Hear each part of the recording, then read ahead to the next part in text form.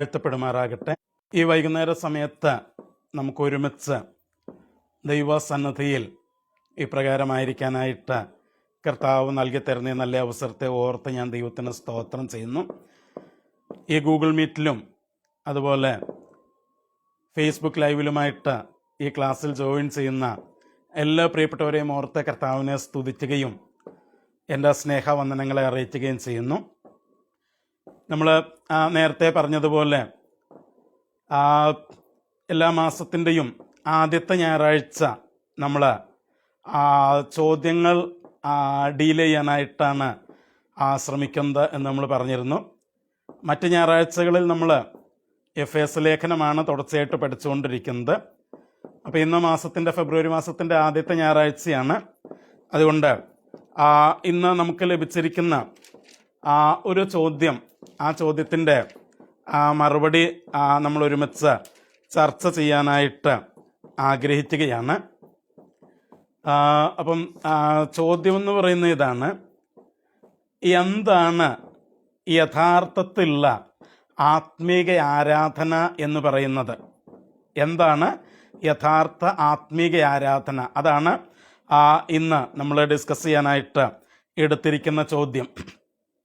നമുക്കറിയാം, ആരാധനയെക്കുറിച്ചും ആരാധനയുടെ രൂപഭാവങ്ങളെക്കുറിച്ചും ആരാധനയുടെ സ്ഥലകാല ഭേദങ്ങളെക്കുറിച്ചുമൊക്കെ പല ചർച്ചകളും ക്രൈസ്തവ ഗോളത്തിൽ നടന്നുകൊണ്ടിരിക്കുകയാണ്.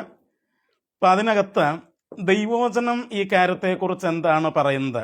എന്താണ് യഥാർത്ഥ ആത്മീക ആരാധന? ദൈവവചനം അതേക്കുറിച്ച് എന്തു പറയുന്നു എന്നാണ് ഇന്ന് വൈകുന്നേരം ഈ ക്ലാസ്സിൽ നമ്മൾ ചർച്ച ചെയ്യാനായിട്ട് ആഗ്രഹിക്കുന്നത്. അപ്പോൾ നമ്മുടെ ചർച്ച ആരംഭിക്കുവാനായിട്ട് നിങ്ങളുടെ ശ്രദ്ധ യോഹന്നാൻ്റെ സുവിശേഷം 4-ാം അധ്യായത്തിൻ്റെ 24-ാം വാക്യത്തിലേക്ക് ഞാൻ നിങ്ങളുടെ ശ്രദ്ധയെ ക്ഷണിക്കുകയാണ്. യോഹന്നാൻ്റെ സുവിശേഷം 4-ാം അധ്യായത്തിൻ്റെ 24-ാം വാക്യം. അവിടെ നമ്മളിങ്ങനെയാണ് വായിക്കുന്നത്: ദൈവം ആത്മാവാകുന്നു, അവനെ നമസ്കരിക്കുന്നവർ ആത്മാവിലും സത്യത്തിലും നമസ്കരിക്കണം എന്ന് പറഞ്ഞു. അപ്പം ഇവിടെ യേശു പറഞ്ഞിരിക്കുന്ന ഒരു പ്രസ്താവനയാണ് നമ്മൾ വായിക്കുന്നത്. എന്താണ്?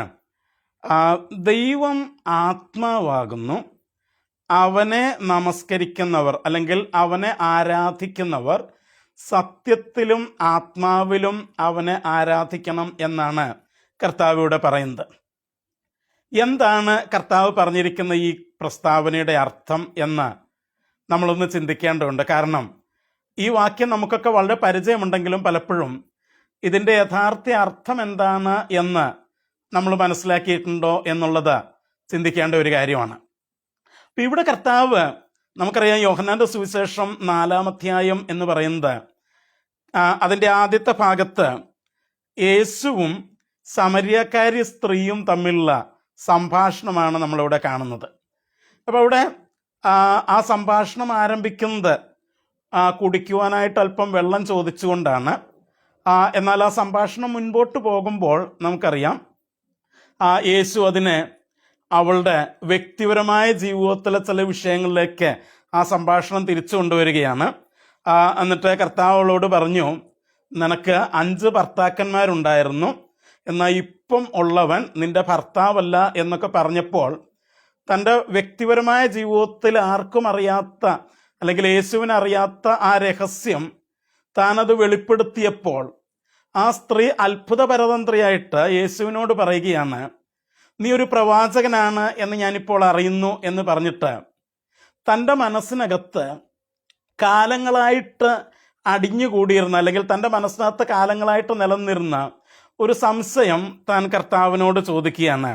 എന്താണെന്ന് ചോദിച്ചാൽ അതിൻ്റെ 20-ാം വാക്യത്തിൽ നമ്മൾ വായിക്കുന്നുണ്ട്. അവിടെ ആ സ്ത്രീ യേശുവിനോട് ചോദിക്കുകയാണ്, ഞങ്ങളുടെ പിതാക്കന്മാർ ഈ മലയിൽ ദൈവത്തെ നമസ്കരിച്ചു വന്നു, നമസ്കരിക്കേണ്ട സ്ഥലം യെരുസലേമിൽ എന്ന് നിങ്ങൾ പറയുന്നു.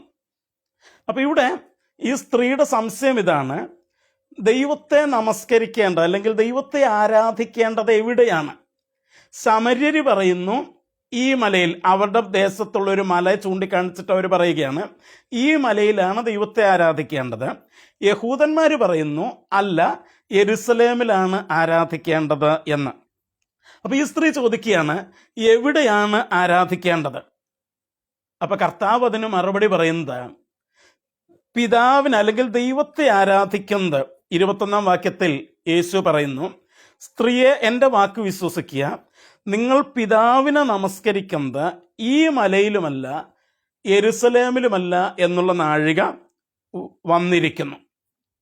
അപ്പം യേശു പറയുന്നത് യഥാർത്ഥത്തിൽ ദൈവത്തെ ആരാധിക്കുന്നത് ഈ മലയിലാണോ യെരുസലേമിലാണോ എന്ന് ചിന്തിക്കേണ്ട ആവശ്യമില്ല. കാരണം ആരാധനയ്ക്ക് സ്ഥലം ഒരു വിഷയമല്ല. അതാ കർത്താവിടെ പറയുന്നത്. അപ്പം ഇന്ന് പലപ്പോഴും നമ്മുടെ ഇടയ്ക്ക് ചർച്ച ചെയ്യപ്പെട്ടുകൊണ്ടിരിക്കുന്ന പ്രധാനപ്പെട്ട വിഷയം എന്ന് പറയുന്നത് എവിടെ ആരാധിക്കണം എന്നുള്ളതാണ്.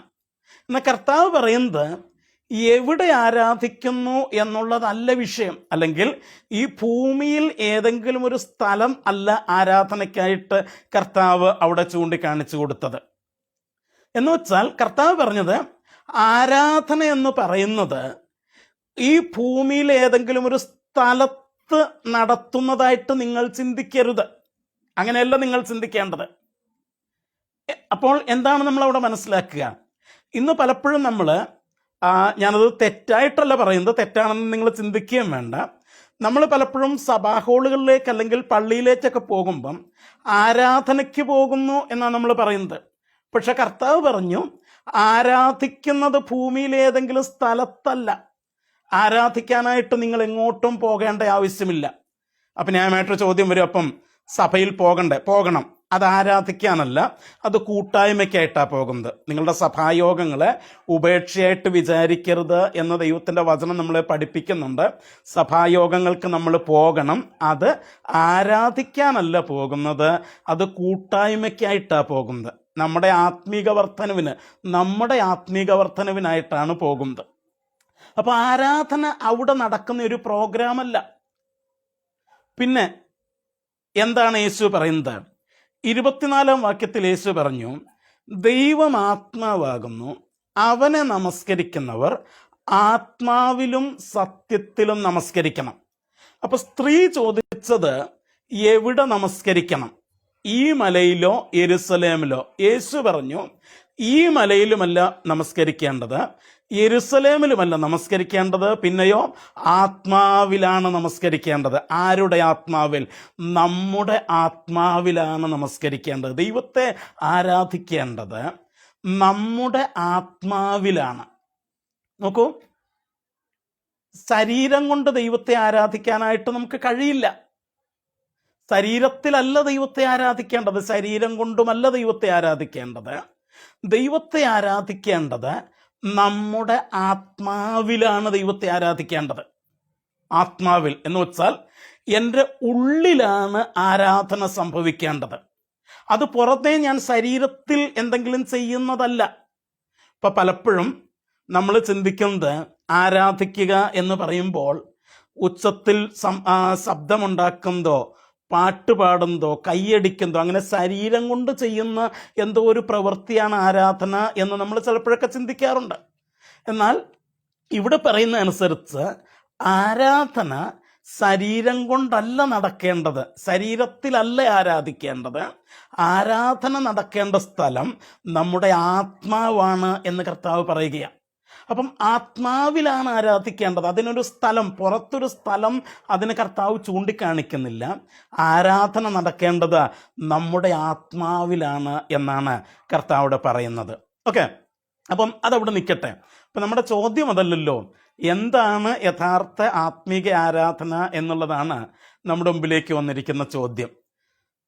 തീർച്ചയായിട്ടും നമ്മൾ മനുഷ്യൻ എന്നുള്ള നിലയിൽ ദൈവത്തോട് നമുക്ക് 3 തരത്തിലുള്ള പ്രതികരണങ്ങൾ പുതിയ നിയമത്തിൽ, പ്രത്യേകിച്ച് റോമാലേഖനം നമ്മൾ പഠിക്കുമ്പോൾ അവിടെ കാണാനായിട്ട് കഴിയുന്നുണ്ട്. റോമാലേഖനം നമ്മൾ പഠിക്കുമ്പോൾ മനുഷ്യന് ദൈവത്തോടുണ്ടാകേണ്ട 3 വിധ പ്രതികരണങ്ങൾ അവിടെ നമ്മൾ വായിക്കുന്നുണ്ട്. ഒന്നാമത് നമ്മൾ വായിക്കുന്നത് അതിൻ്റെ 1-ാം അധ്യായത്തിൻ്റെ, റോമാലേഖനം 1-ാം അധ്യായത്തിൻ്റെ 21-ാം വാക്യമാണ് നമ്മൾ വായിക്കുന്നത്. അവിടെ നമ്മളിങ്ങനെ വായിക്കുന്നു: അവർ ദൈവത്തെ അറിഞ്ഞിട്ടും അവനെ ദൈവമെന്നോർത്ത് മഹത്വീകരിക്കുകയോ നന്ദി കാണിക്കുകയോ ചെയ്യാതെ തങ്ങളുടെ നിരൂപണങ്ങളിൽ വ്യർത്ഥരായിത്തീർന്നു. അപ്പം ദൈവത്തോട് നമുക്കുണ്ടായിരിക്കേണ്ട 2 പ്രതികരണങ്ങൾ ആ വാക്യത്തിൽ നമ്മൾ വായിക്കുന്നുണ്ട്. ഒന്നാമത്തത്, നാം ദൈവത്തോട് നന്ദി കാണിക്കണം.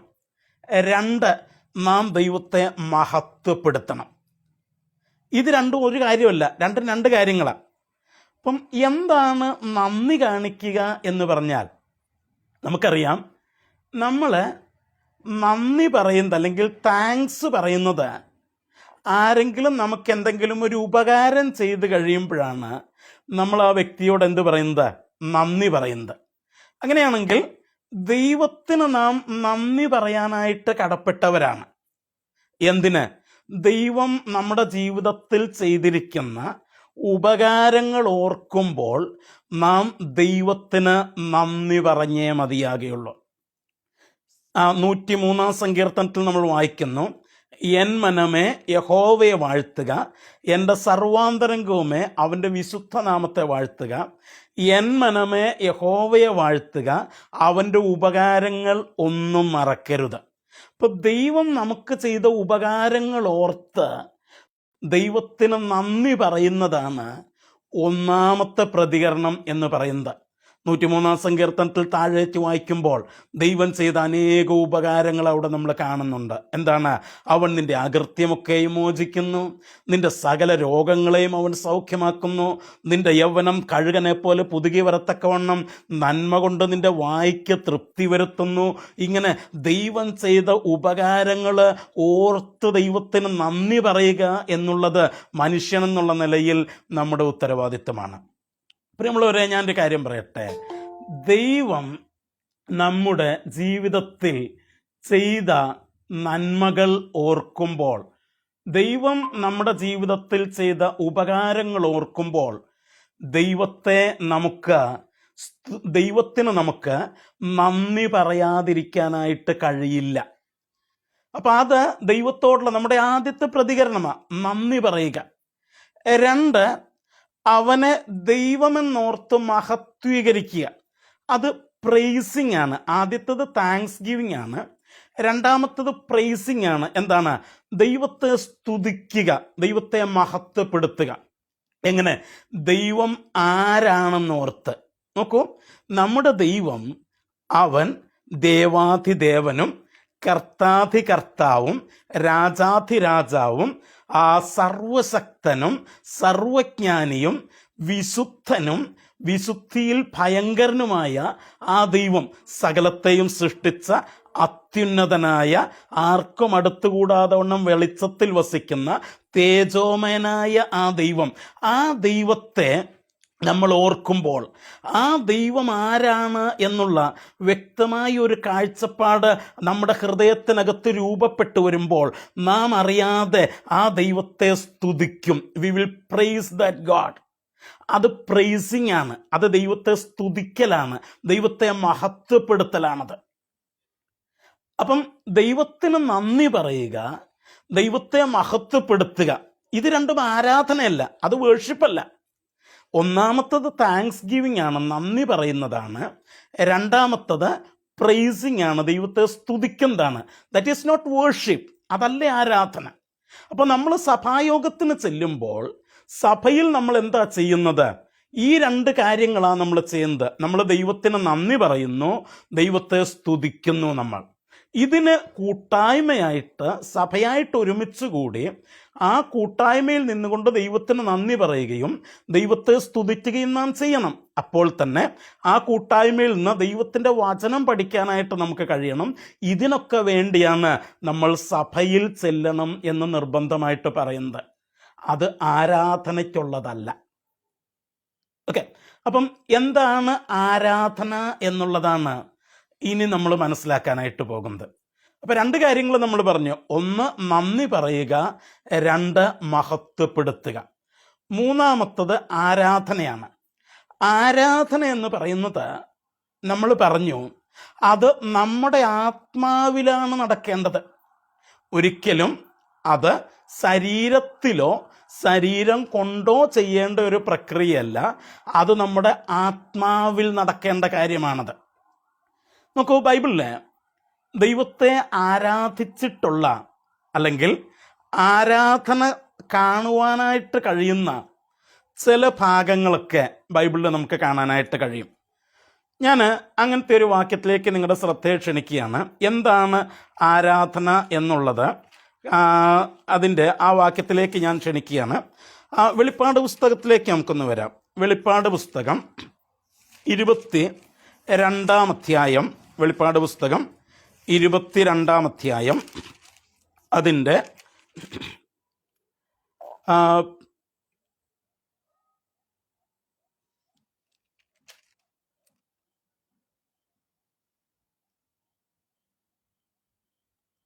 8-ാം വാക്യം, 8ഉം 9ഉം വാക്യങ്ങൾ. വെളിപ്പാട് പുസ്തകം 22-ാം അധ്യായത്തിൻ്റെ 8ഉം 9ഉം വാക്യങ്ങൾ. അവിടെ നമ്മളിങ്ങനെയാണ് വായിക്കുന്നത്: ഇത് കേൾക്കുകയും കാണുകയും ചെയ്തത് യോഹന്നാൻ എന്ന ഞാൻ തന്നെ. കേൾക്കുകയും കാണുകയും ചെയ്ത ശേഷം അത് എനിക്ക് കാണിച്ചു തന്ന ദൂതൻ്റെ കാൽക്കൽ ഞാൻ വീണ് നമസ്കരിച്ചു. അപ്പം അവിടെ നമസ്കരിച്ചു അല്ലെങ്കിൽ ആരാധിച്ചു എന്നുള്ള വാക്ക് അവിടെ ഉപയോഗിച്ചിരിക്കുന്നത്. എങ്ങനെ? അവൻ്റെ കാൽക്കൽ വീണ്, ദൂതൻ്റെ കാൽക്കൽ വീണ്. അപ്പോൾ ദൂതൻ പറയുകയാണ് 9-ാം വാക്യത്തിൽ, എന്നാൽ അവൻ എന്നോട് അരുത്, ഞാൻ നിൻ്റെയും നിൻ്റെ സഹോദരന്മാരായ പ്രവാചകന്മാരുടെയും ഈ പുസ്തകത്തിലെ വചനം പ്രമാണിക്കുന്നവരുടെയും സഹഭൃത്യനത്രേ, ദൈവത്തെ നമസ്കരിക്കുക, ദൈവത്തെ ആരാധിക്കുക. അപ്പം അവിടെ യോഹന്നാൻ എങ്ങനെയാണ് ആരാധിച്ചത്? അവൻ അവിടെ കമിഴ്ന്നു വീണു എന്ന് നമ്മൾ വായിക്കുകയാണ്. കമിഴ്ന്നു വീണു. വാസ്തവത്തിൽ ഇത് യോഹന്നാൻ ആത്മവിവശനായിട്ട് കാണുന്ന ദർശനമാണിത് മുഴുവൻ. അപ്പം ആ ദർശനത്തിൽ അവൻ ആത്മവിവശനായി ആ ദൂതൻ്റെ മുൻപിൽ അവൻ വീണ് അവനെ നമസ്കരിക്കുകയാണ്. എന്നുവെച്ചാൽ എന്താണ്, അവൻ്റെ മുമ്പിൽ പ്രോസ്കുനിയോ അല്ലെങ്കിൽ അവൻ്റെ മുമ്പിൽ വീണ് എന്ന് വെച്ചാൽ നിലത്തങ്ങ് കമന്ന് കിടക്കുക. അതാണ് ആരാധന. നിലത്ത് കമന്ന് കിടക്കുന്നതാണെന്ത് ആരാധന എന്ന് ബൈബിൾ കാണിച്ചു തരുന്നത്. പക്ഷേ യോഹന്നാന്റെ സുവിശേഷം 4-ാം അധ്യായത്തിൽ നമ്മൾ പറഞ്ഞു ആത്മാവിലാണ് ഇത് നടക്കേണ്ടത്. അപ്പൊ ശരീരം കൊണ്ട് നമ്മൾ എവിടെയെങ്കിലും പോയി വീണ് കിടക്കുക എന്നുള്ളതല്ല. നമ്മുടെ ആത്മാവിൽ നമ്മൾ ദൈവത്തിൻ്റെ മുമ്പിൽ സാഷ്ടാംഗം വീണ് കിടക്കുന്നതാണെന്ത് ആരാധന. അതെവിടെ നടക്കണം? ആത്മാവിൽ നടക്കണം. ആത്മാവിൽ നടക്കണം. ശരീരത്തിൽ എന്തെങ്കിലും പ്രകടനങ്ങൾ കാണിക്കുന്നതല്ലേ ആരാധന. ആത്മാവിൽ നാം ദൈവത്തിൻ്റെ മുമ്പിൽ സാഷ്ടാംഗം വീണ് കിടക്കുന്നതാണ് ആരാധന. എന്താണ് സാഷ്ടാംഗം വീഴുന്നതിൻ്റെ അർത്ഥം? നമുക്കറിയാം. സാഷ്ടാംഗം വീഴുക എന്ന് പറഞ്ഞാൽ അതിൻ്റെ അർത്ഥം ഞാൻ ഒന്നുമല്ലെന്നും നിന്റെ മുമ്പിൽ ഞാൻ ഒന്നുമല്ല, ഞാൻ വെറും നിന്റെ അടിമ മാത്രമാണ് എന്ന് സബ്മിറ്റ് ചെയ്യുന്ന, സമർപ്പിക്കുന്ന ഒരു പ്രക്രിയയാണ് സാഷ്ടാംഗം വീഴുക എന്ന് പറയുന്നത്. അപ്പം നമ്മുടെ ആത്മാവിൽ നമ്മൾ ചെയ്യേണ്ട ഒരു കാര്യമെന്ന് പറയുന്നത് ദൈവത്തിൻ്റെ മുമ്പിലേക്ക് വന്നിട്ട് നമ്മുടെ ആത്മാവിൽ നമ്മൾ അവൻ്റെ മുമ്പിൽ വീഴണം. എന്ന് വെച്ചാൽ നമ്മുടെ ആത്മാവിൽ നമ്മൾ സമ്മതിക്കണം, ദൈവമേ, നിന്റെ മുമ്പിൽ ഞാൻ ആരുമല്ല, ഞാൻ ഒന്നുമല്ല, നീ എൻ്റെ യജമാനനും ഞാൻ നിന്റെ ദാസനുമാണ് എന്ന് ദൈവമുമ്പാകെ ആത്മാവിൽ സമർപ്പിച്ചു കൊടുക്കുന്നതാണെന്ത് ആരാധന എന്ന് പറയുന്നത്. അതാണ് ആരാധന. ഈ പഴയ നിയമം നമ്മൾ പഠിക്കുമ്പോൾ അവിടെ പല സ്ഥലങ്ങളിലും ഇതുപോലെ ആളുകൾ വീണ് നമസ്കരിക്കുന്നതായിട്ട് നമുക്ക് കാണാനായിട്ട് കഴിയുന്നുണ്ട്. ആക്ച്വലി യഹൂദന്മാരുടെ ഇടയിൽ ഒരു ട്രെൻഡ്, ഒരു പതിവായിരുന്നു അത്. ഇസ്രായേൽ മക്കളുടെ ഇടയിൽ ഒരു പതിവായിരുന്നു അത്. അവര് എന്ത് ചെയ്യും, ഇങ്ങനെ വീണ് നമസ്കരിക്കുകയൊക്കെ ചെയ്യുന്ന ഒരു പതിവ് അവർക്കുണ്ടായിരുന്നു. എന്നാൽ ഇത് പലപ്പോഴും ശരീരത്തിൽ മാത്രം നടക്കുന്ന ഒരു പ്രക്രിയയായിട്ട് മാറി. ശരീരത്തിൽ മാത്രം നടക്കുന്ന ഒരു പ്രക്രിയയായിട്ട് മാറി. അപ്പോൾ ദൈവം അവരോട് പറഞ്ഞൊരു കാര്യമുണ്ട്. യെശയ്യാ പ്രവചനം നമ്മൾ വായിക്കുമ്പോൾ, യെശയ്യാ പ്രവചനം എന്താണ്, 29-ാം അധ്യായത്തിൻ്റെ, യെശയ്യാ പ്രവചനം 29-ാം അധ്യായത്തിൻ്റെ 13-ാം വാക്യത്തിൽ നമ്മൾ വായിക്കുന്ന കാര്യം ഇതാണ്: ഈ ജനം അടുത്ത് വന്ന് വായ് കൊണ്ടും അധരം കൊണ്ടും എന്നെ ബഹുമാനിക്കുന്നു. അപ്പൊ ഇവരുടെ പ്രത്യേകത എന്താണ്? ഇവര് ദൈവത്തിൻ്റെ അടുത്ത് ചെന്നിട്ട് ഇവര് വായ കൊണ്ടും അധരം കൊണ്ടും ദൈവത്തെ ബഹുമാനിക്കുകയാണ്. എന്ന് വെച്ചാൽ, നീ യജമാനാണ്, നീയാണ് എൻ്റെ യജമാനൻ, നീയാണ് എൻ്റെ കർത്താവ്, ഞാൻ നിൻ്റെ ദാസനാണ് എന്നൊക്കെ വായ കൊണ്ടിങ്ങനെ പറയുന്നു, നമ്മളൊക്കെ ചെയ്യുന്ന പോലെ. എന്നാൽ അവർ തങ്ങളുടെ ഹൃദയത്തെ എന്നിൽ നിന്ന് ദൂരത്തകറ്റി വച്ചിരിക്കുന്നു. അപ്പം ദൈവം പറയുന്നത്, നിന്റെ വായ കൊണ്ടും ശരീരം കൊണ്ടുമല്ല നീ അത് ചെയ്യേണ്ടത്, നിന്റെ ഹൃദയം കൊണ്ട്, നിന്റെ അന്തർഭാഗത്തിലാണ് നീ അത് ചെയ്യേണ്ടത്. പക്ഷെ ഇവർ ചെയ്തത് പുറമേ ശരീരം കൊണ്ട് ചെയ്തു, അകത്തുള്ള ആത്മാവ്, ഹൃദയം ദൈവത്തിൽ നിന്ന് ദൂരത്ത് മാറ്റിവെച്ചു.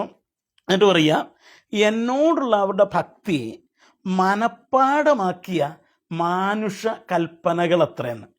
അപ്പം ഇത് എന്തൊക്കെയോ ഒരു റിച്വലായിട്ട്, ആചാരമായിട്ട് ഇവർ ഈ സാധനത്തിനെ അങ്ങ് മാറ്റി. ദൈവം പറഞ്ഞു, ഇതല്ല പരിപാടി, ഇതല്ല. അപ്പം ദൈവത്തിൻ്റെ മുമ്പിൽ ആരാധിക്കുക എന്ന് പറയുമ്പോൾ നമ്മൾ ചെയ്യുന്നത്, ദൈവത്തിൻ്റെ മുമ്പിൽ സാഷ്ടാംഗം വീഴുകയാ. എവിടെ? ശരീരത്തിലല്ല, ആത്മാവിൽ സാഷ്ടാംഗം വീഴുക ചെയ്യുന്നത്. ഇനി റോമാലേഖനത്തിലേക്ക് ഞാൻ തിരിച്ചു വരാം. റോമാലേഖനത്തിൽ നിന്ന് 2 കാര്യങ്ങളെ നമ്മൾ പറഞ്ഞുള്ളൂ. ദൈവത്തിന് നന്ദി കാണിക്കുക, ദൈവത്തെ മഹത്വീകരിക്കുക, ഇങ്ങനെയുള്ള 2 കാര്യങ്ങളെ നമ്മൾ പറഞ്ഞുള്ളൂ. ആരാധനയെക്കുറിച്ച് റോമാലേഖനത്തിൽ എന്താണ് പറയുന്നത് എന്ന് നമ്മൾ നോക്കിയിട്ടില്ല. നമുക്ക് അവിടേക്ക് വരാം. റോമാലേഖനം 12-ാം അധ്യായത്തിൻ്റെ 1-ാം വാക്യം നമുക്കൊക്കെ അറിയാം. അവിടെ നമ്മൾ വായിക്കുന്നത് എങ്ങനെയാണ്: സഹോദരന്മാരെ, ഞാൻ ദൈവത്തിൻ്റെ മനസ്സലി ഓർപ്പിച്ച് നിങ്ങളെ പ്രബോധിപ്പിക്കുന്നത്, ദൈവത്തിൻ്റെ മനസ്സലി ഓർപ്പിച്ച് നിങ്ങളെ പ്രബോധിപ്പിക്കുന്നത്, നിങ്ങൾ ബുദ്ധിയുള്ള ആരാധനയായി നിങ്ങളുടെ ശരീരങ്ങളെ ജീവനും വിശുദ്ധിയും ദൈവത്തിന് പ്രസാദവുമുള്ള യാഗമായി സമർപ്പിപ്പിൻ. അപ്പം അവിടെ എന്താ പറയുന്നത്?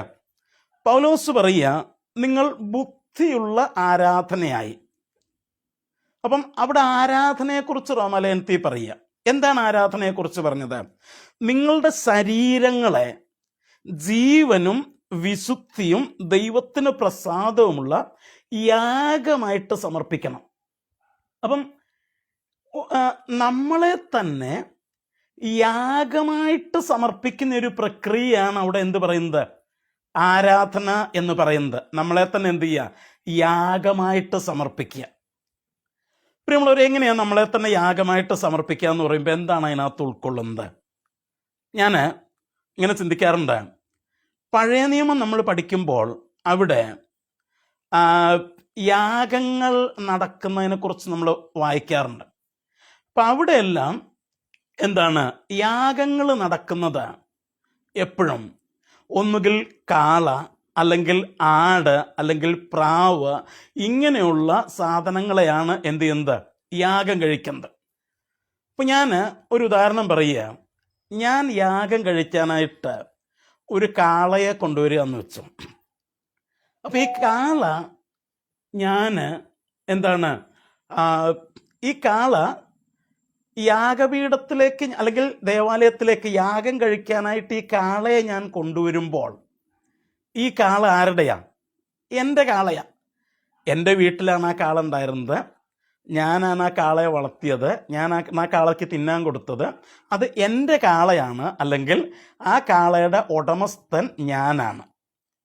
എന്നാൽ അത് ഞാൻ ദേവാലയത്തിലേക്ക് കൊണ്ടുവന്ന് പുരോഹിതൻ്റെ കയ്യിൽ കൊടുത്ത് പുരോഹിതൻ അതിനെ കൊന്ന് അതിനെ കഷ്ണം കഷ്ണമായിട്ട് നുറുക്കി യാഗപീഠത്തിലേക്ക് കയറിക്കഴിഞ്ഞാൽ പിന്നെ ഈ കാള ആരുടെയാണെന്നറിയാമോ? ഇത് പിന്നെ എൻ്റെ കാളയല്ല, ഇത് ദൈവത്തിൻ്റെ കാളയാണ്. അപ്പം നോക്കിക്കേ, യാഗത്തിനകത്ത് എന്താ നടക്കുന്നത്? ഒരു exchange of ownership, transfer of ഓണർഷിപ്പാണ് നടക്കുന്നത്. ഉടമസ്ഥാവകാശം കൈമാറ്റം ചെയ്യുക. എങ്ങനെ? ഞാൻ ഉടമസ്ഥനായിരുന്നത്, അതിൻ്റെ ഉടമസ്ഥാവകാശം ഞാൻ ദൈവത്തിന് എന്ത് ചെയ്തു? കൈമാറ്റം ചെയ്തു. ഇപ്പം ഞാൻ പറയുന്നത് ഇതെൻ്റെ അല്ല, ഇതാരുടെയാണ്? ദൈവത്തിൻ്റെയാണ്. അതാണ് യാഗം. റോമാലേഖനത്തിൽ പറഞ്ഞത് ആരാധന എന്ന് പറയുന്നത് എൻ്റെ ശരീരത്തിൻ്റെ അല്ലെങ്കിൽ എൻ്റെ ഉടമസ്ഥാവകാശം ഞാൻ ആർക്ക് കൈമാറുക? ദൈവത്തിന് കൈമാറുക. അതാണ് യാഗം. അത് തന്നെയാണ് നമ്മൾ നേരത്തെ പറഞ്ഞത്. അപ്പോൾ ഈ ഉടമസ്ഥാവകാശം ദൈവത്തിന് കൈമാറിക്കഴിഞ്ഞാൽ പിന്നെ എന്താ സംഭവിക്കുന്നത്? നമുക്ക് നമ്മളൊന്ന് ചിന്തിക്കുന്നത് നല്ലതാണ്. അതായത് പിന്നെ സംഭവിക്കുന്നത്, ഇപ്പോൾ ഉദാഹരണത്തിന് എനിക്കൊരു സ്ഥലം ഉണ്ടെന്ന് വെച്ചോ. അപ്പോൾ ആ സ്ഥലം ഞാൻ വേറൊരാൾക്ക് രജിസ്റ്റർ ചെയ്ത് കൊടുക്കുക. അപ്പോൾ രജിസ്ട്രേഷൻ കഴിയുന്നതോടുകൂടെ ആ സ്ഥലത്തിൻ്റെ ഉടമസ്ഥാവകാശം എൻ്റെ അടുത്ത് നിന്ന് മാറി അദ്ദേഹത്തിന് കിട്ടുക. അപ്പം പിന്നെ ആ സ്ഥലത്തിൻ്റെ ഉടമസ്ഥൻ അദ്ദേഹമാണ്. അപ്പം അത് കഴിഞ്ഞ് കുറച്ച് ദിവസം കഴിഞ്ഞ് ഞാൻ ആ സ്ഥലത്തേക്ക് ഞാൻ വരിക എന്ന് വെച്ചു. ഞാൻ വരിക. അപ്പം എൻ്റെ കയ്യിൽ ആ സ്ഥലം ഉണ്ടായിരുന്നപ്പം ഞാൻ അവിടെ ഒരു പ്ലാവിൻ്റെ തൈ വച്ചിട്ടുണ്ടായിരുന്നു. അത് വളർന്ന് ഒരു വലിയ പ്ലാവിൻ്റെ പ്ലാവായിട്ടുണ്ട്. അപ്പം ഞാൻ അടുത്ത ദിവസം അവിടേക്ക് വരുമ്പോൾ ഞാൻ കാണുന്നത് ഈ പുതുതായിട്ട് സ്ഥലം വാങ്ങി, എൻ്റെ കയ്യിൽ നിന്ന് സ്ഥലം വാങ്ങിയ അദ്ദേഹം കുറച്ച് പണിക്കാരും ഒക്കെ ആയിട്ട് വന്നിട്ട് ആ പ്ലാവ് വെട്ടുക. അപ്പം ഞാൻ ഉടനെ ഓടിച്ചെന്നിട്ട് അങ്ങയുടെ കയ്യിൽ കയറി പിടിച്ചിട്ട് പറയുക, നിങ്ങൾ എന്തുവായി കാണിക്കുന്നേ? ഞാനിത് നട്ടു നടത്തിയ പ്ലാവായത്, ഇതങ്ങനെ വെട്ടാനൊന്നും പറ്റത്തില്ലെന്ന് പറഞ്ഞാൽ അദ്ദേഹം ചിരിച്ചോണ്ട് പറയും, സാറേ ഇതിൻ്റെ ഉടമസ്ഥൻ ഇപ്പം ഞാനാ. നേരത്തെ സാറായിരുന്നു, പക്ഷെ ഇപ്പം ഞാനാ ഉടമസ്ഥൻ. അതുകൊണ്ട് എന്ത് ചെയ്യണമെന്ന് ഞാനാ തീരുമാനിക്കുക. പ്രിയമുള്ളവരെ, ഇതാണ് സാക്ഷാൽ ആരാധനയിൽ സംഭവിക്കുന്നത്. അപ്പം അവിടെ എൻ്റെ ഉടമസ്ഥാവകാശം ഞാൻ ദൈവത്തിന് കൈമാറ്റം ചെയ്ത് കഴിയുമ്പോൾ പിന്നെ എൻ്റെ ജീവിതത്തിൽ എന്ത് സംഭവിക്കണം, ഞാൻ എന്ത് ചെയ്യണം, ഞാൻ എങ്ങോട്ട് പോകണം, എന്തു പറയണം എന്നൊക്കെ ഞാനല്ല പിന്നെ തീരുമാനിക്കുന്നത്, അത് ദൈവമാ തീരുമാനിക്കുന്നത്. അപ്പം ആ നിലയിൽ ദൈവത്തിന് ഉടമസ്ഥാവകാശം കൈമാറ്റം ചെയ്യുന്ന ആ പ്രക്രിയക്കാണ് ആരാധന എന്ന് പറയുന്നത്. വേദപുസ്തകം പറയുന്നു, ദൈവത്തിനല്ലാതെ മറ്റാർക്കും നാം അപ്രകാരം ഉടമസ്ഥാവകാശം കൈമാറ്റം ചെയ്യരുത്. ആരുടെ മുമ്പിലും നാം തലകുനിക്കേണ്ട ആവശ്യമില്ല, ആരുടെ മുമ്പിലും കുമ്പിടേണ്ട ആവശ്യമില്ല, ആരുടെ മുമ്പിലും വണങ്ങേണ്ട ആവശ്യമില്ല. ഈ അർത്ഥത്തിൽ നമുക്കറിയാം, എസ്തേറിന്റെ പുസ്തകത്തിൽ മൊർദെഖായിയെ കുറിച്ച് നമ്മൾ കാണുന്നുണ്ട്. മൊർദെഖായി അവൻ ഹാമാന്റെ മുമ്പിൽ തലകുനിച്ചു വണങ്ങാനായിട്ട് അവൻ തയ്യാറില്ല. കാരണം അവൻ പറയുന്നത്, ഞാൻ ദൈവത്തിൻ്റെ മുൻപിൽ മാത്രമേ തലകുനിച്ചു വണങ്ങുകയുള്ളൂ. കാരണം ദൈവം മാത്രമാണ് എൻ്റെ യജമാനൻ. പ്രിയമുള്ളവരെ, നമ്മൾ യഥാർത്ഥ ആരാധന എന്ന് പറയുന്നത് ഇതാണ്. ഏതെങ്കിലും മനുഷ്യരുടെ മുമ്പിൽ നമ്മൾ തലകുനിച്ചു വണങ്ങുന്നെങ്കിൽ അത് ദൈവത്തിൻ്റെ അധികാരത്തിന് കീഴ്പ്പെട്ട് നിന്നിട്ട് മാത്രമേ ആകാവൂ. ഞാൻ ഞങ്ങളുടെ വടക്കേ ഇന്ത്യയിലും ഒക്കെയുള്ള പ്രവർത്തനങ്ങളെ സാമ്പത്തികമായിട്ട് സഹായിക്കുന്ന ചില പ്രിയപ്പെട്ടവരൊക്കെ ചിലപ്പോഴെങ്കിലുമൊക്കെ ഞങ്ങളുടെ അടുത്ത് ദൈവവചനപ്രകാരം ഞങ്ങൾ മനസ്സിലാക്കിയിരിക്കുന്നതും ഞങ്ങൾ പോയിക്കൊണ്ടിരിക്കുന്നതുമായിട്ടുള്ള ഞങ്ങളുടെ നിലപാടുകളിൽ നിന്ന് ചില മാറ്റങ്ങളൊക്കെ വരുത്താനായിട്ട് ഞങ്ങളോട് ആവശ്യപ്പെടാറുണ്ട്. അപ്പോൾ അവർ ഞങ്ങളെ സാമ്പത്തികമായിട്ട് സഹായിക്കുന്നവരാണ്.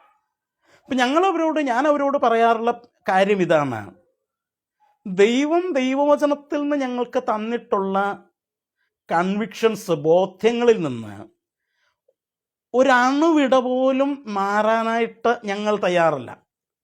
നിങ്ങൾക്ക് സ്പോൺസർഷിപ്പ് നിർത്തണമെങ്കിൽ നിർത്താം, തുടരണമെങ്കിൽ തുടരാം.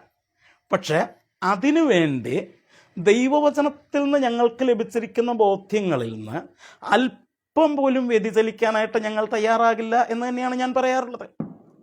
പ്രിയമുള്ളവരെ, ആരാധന എന്ന് പറയുന്നത് അതാണ്. ദൈവത്തിന് മാത്രം കീഴടങ്ങുക, ദൈവത്തിൻ്റെ മുമ്പിൽ മാത്രം നമ്മളെ സമർപ്പിക്കുക.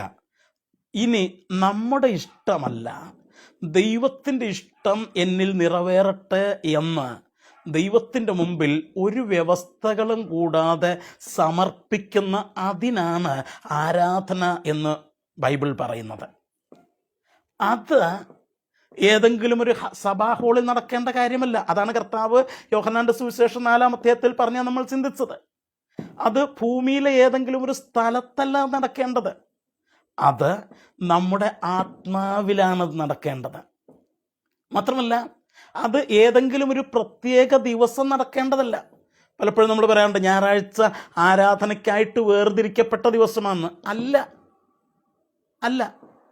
അത് നമ്മൾ സഭായോഗത്തിൽ ദൈവത്തെ സ്തുതിക്കാനും നന്ദി പറയാനും ഒക്കെ ആയിട്ടെന്നുള്ള അർത്ഥത്തിലാണ് ആരാധനയ്ക്കായിട്ട് വേർതിരിക്കപ്പെട്ട ദിവസം നമ്മൾ ഉദ്ദേശിക്കുന്നത്. അത് തെറ്റാന്ന് ഞാൻ പറയുന്നില്ല. പക്ഷേ ദൈവവചനപ്രകാരം ആരാധനയ്ക്കായിട്ട് വേർതിരിക്കപ്പെട്ട ഒരു പ്രത്യേക ദിവസമില്ല.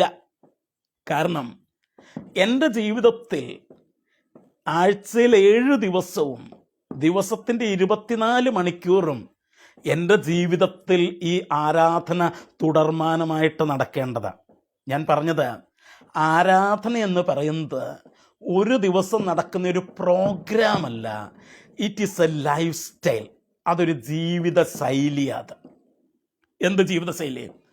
എൻ്റെ ജീവിതത്തിലെ സകലത്തിൻ്റെയും അധികാരി, നിയന്ത്രിക്കുന്നവൻ, അധികാരമുള്ളവൻ, ഉടമസ്ഥൻ അത് ദൈവമാണെന്ന്, എൻ്റെ ജീവിതത്തിലെ രാജാവ് അത് ദൈവമാണെന്ന് ഞാൻ അംഗീകരിച്ചുകൊണ്ട് അവൻ്റെ ഇഷ്ടപ്രകാരം ഞാൻ ജീവിക്കുന്ന ആ ജീവിത ശൈലിക്കാണ് ബൈബിൾ ആരാധന എന്ന് പറയുന്നത്. അതാണ് ആരാധന.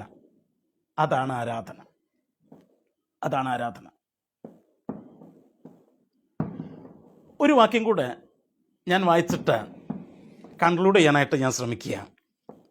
വെളിപ്പാട് പുസ്തകത്തിലെ ഒരു ആരാധന നമുക്ക് ഒന്ന് നോക്കണം. വെളിപ്പാട് പുസ്തകം 4-ാം അധ്യായത്തിലേക്ക് നമുക്കൊന്ന് വരാം. വെളിപ്പാട് പുസ്തകം 4-ാം അധ്യായത്തിൻ്റെ അതിൻ്റെ 10-11 വാക്യങ്ങളിൽ നമ്മൾ കാണുന്ന ഒരു കാര്യമുണ്ട്. അവിടെ നമ്മളിങ്ങനെയാണ് വായിക്കുന്നത്: 24 മൂപ്പന്മാരും സിംഹാസനത്തിലിരിക്കുന്നവൻ്റെ മുമ്പിൽ വീണ്, കണ്ടോ, സിംഹാസനത്തിലിരിക്കുന്നവൻ്റെ മുമ്പിൽ വീണ് എന്നേക്കും ജീവിച്ചിരിക്കുന്നവനെ നമസ്കരിച്ചു. എന്നിട്ട് അവർ പറയുകയാണ്, എന്താണ്? കർത്താവേ, നീ സർവവും സൃഷ്ടിച്ചവനും എല്ലാം നിന്റെ ഇഷ്ടം ഹേതുവായി ഉണ്ടായതും സൃഷ്ടിക്കപ്പെട്ടതുമാകയാൽ മഹത്വവും ബഹുമാനവും ശക്തിയും കൈക്കൊള്ളുവാൻ യോഗ്യനെന്ന് പറഞ്ഞുകൊണ്ട് തങ്ങളുടെ കിരീടങ്ങളെ സിംഹാസനത്തിന് മുമ്പിൽ ഇടുന്നു. ഇവിടെയും അവർ ദൈവത്തിന് മുമ്പിൽ വീഴുകയാണ്. പ്രിയമുള്ളവരെ, ആരാധന എന്ന് പറയുന്നത് ആത്മാവിൽ ദൈവത്തിന് മുമ്പിൽ ഇപ്രകാരം വീഴുന്നതാണ് ആരാധന. എന്നിട്ട് അവരെന്താ പറയുന്നതെന്നറിയാമോ? 1, നീ സർവവും സൃഷ്ടിച്ചവനാ. അപ്പൊ സൃഷ്ടാവ് എന്നുള്ള നിലയിൽ you are the owner of everything. നീയാണ് സകലത്തിൻ്റെയും ഉടമസ്ഥൻ. 2, എല്ലാം നിന്റെ ഇഷ്ടം ഹേതുവാലുണ്ടായതും സൃഷ്ടിക്കപ്പെട്ടതും. മലയാളത്തിൽ ഇഷ്ടം ഹേതുവാൽ അല്ലെങ്കിൽ ഇഷ്ടം കാരണം എന്നാണ് പറഞ്ഞിരിക്കുന്നതെങ്കിലും നിങ്ങൾ ഇംഗ്ലീഷ് ട്രാൻസ്ലേഷനൊക്കെ വായിച്ചു കഴിഞ്ഞാൽ നിങ്ങൾക്ക് കാണാനായിട്ട് പറ്റുന്നത് എല്ലാം നിന്റെ സന്തോഷത്തിന് വേണ്ടി സൃഷ്ടിക്കപ്പെട്ടത് എന്ന. ഫോർ ദൈ pleasure, everything is created for your pleasure. എല്ലാം സൃഷ്ടിക്കപ്പെട്ടിരിക്കുന്നത് എന്തിനു വേണ്ടിയാണ്? ദൈവത്തെ സന്തോഷിപ്പിക്കാനായിട്ടാണ്. അപ്പം ഞാനും ഒരു സൃഷ്ടി എന്ന നിലയിൽ എൻ്റെ കടമയും എന്താണ്? ദൈവത്തെ സന്തോഷിപ്പിക്കുക, ദൈവം പറയുന്നത് അനുസരിച്ച് ദൈവത്തെ സന്തോഷിപ്പിക്കുക എന്നുള്ളതാണ് എൻ്റെയും കടമ എന്ന് പറയുന്നത്. അപ്പം അങ്ങനെയാണ് അവർ ദൈവത്തെ ആരാധിക്കുന്നത്. പ്രിയമുള്ളവരെ, നമുക്കങ്ങനെയൊന്ന് പറയാനായിട്ട് പറ്റുമോ? ദൈവമേ, നീയാണ് എന്നെ സൃഷ്ടിച്ചത്. എന്തിനാ സൃഷ്ടിച്ചത്? ഞാൻ നിന്നെ സന്തോഷിപ്പിക്കാനാ, വേറെ ആരെയും സന്തോഷിപ്പിക്കാനല്ല, നിന്നെ സന്തോഷിപ്പിക്കാനാണ് ഞാൻ സൃഷ്ടിക്കപ്പെട്ടത് എന്ന് ദൈവത്തോട് പറയാൻ പറ്റുമോ? അതാണ് ആരാധന, അതാണ് ആരാധന. എന്നിട്ട് പറയുക, അങ്ങനെ പറഞ്ഞുകൊണ്ട് തങ്ങളുടെ കിരീടങ്ങളെ സിംഹാസനത്തിൻ്റെ മുമ്പിൽ ഇടുന്നു. എന്താ കിരീടം എന്ന് പറഞ്ഞാൽ? കിരീടം നമുക്കറിയാം അധികാരത്തെ കാണിക്കുന്നതാണ്, അധികാരത്തെ കാണിക്കുന്നതാണ്. അപ്പം ഇവര് തങ്ങൾക്ക് ഉള്ള അധികാരത്തെ അവർ എടുത്തിട്ട് അത് ദൈവത്തിൻ്റെ പാദപീഠത്തിൽ സമർപ്പിക്കുക. എന്ന് വെച്ചാൽ എന്താണ്? ഇനി എനിക്ക് എൻ്റെ മേൽ ഒരധികാരമില്ല, സകല അധികാരവും ആർക്കാണ്? എൻ്റെ ദൈവത്തിനാണ് എന്നാണ് അവർ പറയുന്നത്. That is the worship. അതാണെന്ത്? ആരാധന എന്ന് പറയുന്നത്. പ്രിയമുള്ളവരെ, നമ്മൾ മനസ്സിലാക്കേണ്ട യഥാർത്ഥ കാര്യമെന്ന് പറയുന്ന ഇതാണ്. എന്താണ് ആത്മീയ ആരാധന എന്ന് ചോദിച്ചാൽ, അത് എൻ്റെ ആത്മാവിൽ നടക്കുന്ന ഒരു പ്രക്രിയയാണത്. എൻ്റെ ശരീരം കൊണ്ട് എനിക്ക് ആരാധിക്കാൻ കഴിയില്ല. ഏതെങ്കിലും ഒരു പ്രത്യേക സ്ഥലത്ത്, ഏതെങ്കിലും ഒരു പ്രത്യേക സമയത്ത്, ദിവസത്ത് നടക്കേണ്ട കാര്യമല്ല ആരാധന. അത് എൻ്റെ ആത്മാവിൽ നിരന്തരമായിട്ട് നടക്കേണ്ട ഒരു പ്രക്രിയ. അത് എന്താണ് ആ പ്രക്രിയ? എൻ്റെ ഉടയവൻ ദൈവമാണെന്ന് ഞാൻ അംഗീകരിക്കുക. ദൈവത്തിൻ്റെ ഇഷ്ടത്തിന് വേണ്ടി, ദൈവത്തിൻ്റെ സന്തോഷത്തിന് വേണ്ടി, ദൈവത്തിൻ്റെ പ്ലഷറിന് വേണ്ടി എന്നെ തന്നെ ഒരു നിബന്ധനകളും കൂടാതെ സമർപ്പിക്കുക എന്നുള്ളതാണ് യഥാർത്ഥ ആത്മീയ ആരാധന എന്ന് പറയുന്നത്. പ്രിയമുള്ളവരെ, ഈ ഒരു ആരാധന നമ്മുടെ ജീവിതത്തിൽ നടക്കുന്നുണ്ടോ? നാം ദൈവത്തിന് നന്ദി പറയാറുണ്ട്, ദൈവത്തെ സ്തുതിക്കാറുണ്ട്, മഹത്വപ്പെടുത്താറുണ്ട്. സഭയായിട്ട് കൂടിയോ നമ്മൾ ഇതെല്ലാം ചെയ്യാറുണ്ട്. അതെല്ലാം ആവശ്യമുള്ളതാണ്, അതൊന്നും ചെയ്യാതിരിക്കേണ്ടതല്ല, ഇതെല്ലാം നടക്കേണ്ട കാര്യങ്ങളാണ്. പക്ഷേ അതൊന്നുമല്ല ആരാധന. ആരാധന എന്ന് പറയുന്നത് ഇതാണ്. എൻ്റെ ആത്മാവിൽ ഞാൻ ദൈവത്തിൻ്റെ മുമ്പിൽ എന്നെ തന്നെ സറണ്ടർ ചെയ്യുന്നതാണ് ആ ആരാധന എന്ന് പറയുന്നത്. എന്നെ തന്നെ സമർപ്പിക്കുന്നതാണ് ആരാധന എന്ന് പറയുന്നത്. മലയാളത്തിലൊരു പഴയൊരു പാട്ടുണ്ടല്ലോ, എനിക്ക് പാടാൻ കഴിയൊന്നുമില്ലെങ്കിലും ആ പാട്ടിൻ്റെ മനസ്സിൽ വന്നുകൊണ്ട് ഞാനൊന്ന് പാടുകയാണ്. അൻപിൻ രൂപി യേശുനാഥ, നിന്നിഷ്ടം എന്നിഷ്ടമാക്ക. അൻപിൻ രൂപി യേശുനാഥ, നിന്നിഷ്ടം എന്നിഷ്ടമാക്ക. അതെ, അതാണ് ആരാധന. എന്നിട്ട് തുടർന്ന് താഴേക്ക് നമ്മൾ പാടുന്നത്, കുരിശിൽ തൂങ്ങി മരിച്ചവനെ, എന്നെ തേടി വന്നവനെ, അൻപിൻ രൂപി യേശുനാഥ, നിന്നിഷ്ടം എന്നിഷ്ടമാക്ക. എന്നിട്ട് പിന്നെ പാട്ടുകാരൻ പറയുക, എന്ത് ഞാൻ നിനക്ക് നൽകും എന്നെ വീണ്ടെടുത്ത കർത്തനെ. ഏഴയായി ഞാൻ കിടന്നു, എന്നെ തേടി വന്നവനെ. പറയുക, മൃത്യുവിൻ്റെ താഴ്വരയിലും ഞാൻ തെല്ലും ഭയപ്പെടില്ല. കാരണം പാതാളത്തെ ജയിച്ചവൻ അവിടെയും എന്നോട് കൂടെയുണ്ട്. See, if you are a true worshipper, താങ്കൾ ഒരു സത്യ ആരാധകനാണെങ്കിൽ മരണനിഴലിൻ്റെ താഴ്വരയിൽ കൂടെ കടക്കുമ്പോഴും ആ ദൈവം നിങ്ങളോട് കൂടെ ഉള്ളത് കൊണ്ട് നിങ്ങൾക്ക് പറയാനായിട്ട് കഴിയും, ഞാൻ ഒന്നും ഭയപ്പെടുകയില്ല. കാരണം എൻ്റെ ദൈവം അറിയാതെ, എൻ്റെ ദൈവം അനുവദിക്കാതെ എൻ്റെ ജീവിതത്തിൽ ഒന്നും സംഭവിക്കത്തില്ല. കാരണം he is the owner of my life. അവനാണ് എൻ്റെ ജീവിതത്തിൻ്റെ ഉടമസ്ഥൻ, ഞാനല്ല. That is the true worship. ഞാൻ എൻ്റെ വാക്കുകളെ ഇവിടെ അവസാനിപ്പിക്കട്ടെ. ഇപ്പം നമ്മുടെ മുമ്പിലുണ്ടായിരുന്ന ചോദ്യം ഇതായിരുന്നു, എന്താണ് സാക്ഷാൽ ആത്മീയ ആരാധന? അതിൻ്റെ മറുപടിയാണ് നമ്മൾ ചർച്ച ചെയ്തുകൊണ്ടിരുന്നത്. ഞാൻ എൻ്റെ വാക്കുകളെ ഇവിടെ അവസാനിപ്പിക്കുന്നു. അടുത്ത ഞായറാഴ്ച മുതൽ നമ്മൾ വീണ്ടും FAS ലേഖന പഠനവുമായിട്ട് ഇതേ സമയത്ത് വൈകുന്നേരം 7 മണിക്ക് നമ്മൾ കാണും. മാർച്ച് മാസവും ആദ്യത്തെ ഞായറാഴ്ച ഇപ്രകാരമുള്ള ഏതെങ്കിലും ഒരു ചോദ്യത്തിൻ്റെ മറുപടിയുമായിട്ടായിരിക്കും നമ്മൾ കാണുന്നത്. നിങ്ങൾക്ക് ഇപ്രകാരമുള്ള ഏതെങ്കിലും ചോദ്യങ്ങളുണ്ടെങ്കിൽ എൻ്റെ ഫേസ്ബുക്ക് മെസ്സഞ്ചറിലോ അല്ലെങ്കിൽ എൻ്റെ പേഴ്സണൽ വാട്സാപ്പ് നമ്പറിലോ നിങ്ങൾക്ക് ആ ചോദ്യങ്ങൾ അയക്കാം. അതിനകത്തുനിന്ന് ഇതുപോലെ തിരഞ്ഞെടുക്കുന്ന ഏതെങ്കിലും 1-2 ചോദ്യങ്ങൾ സമയത്തിൻ്റെ ലഭ്യത അനുസരിച്ച് മാർച്ച് മാസം ആദ്യത്തെ ഞായറാഴ്ച നമ്മൾ ഡിസ്കസ് ചെയ്യും. ആ ചോദ്യങ്ങൾ വെള്ളിയാഴ്ചയ്ക്ക് മുമ്പ് എനിക്ക് കിട്ടത്തക്ക രീതിയിൽ നിങ്ങൾ സെൻഡ് ചെയ്യാനായിട്ട് ഞാൻ അപേക്ഷിക്കുന്നു. കർത്താവ് അനുവദിച്ചാൽ അടുത്ത ഞായറാഴ്ച 7 മണിക്ക് വീണ്ടും FAS ലേഖന പഠനവുമായിട്ട് നമുക്ക് കാണാം. ദൈവമായ കർത്താവ് നമ്മെ ധാരാളമായിട്ട് അനുഗ്രഹിക്കട്ടെ. May God bless you.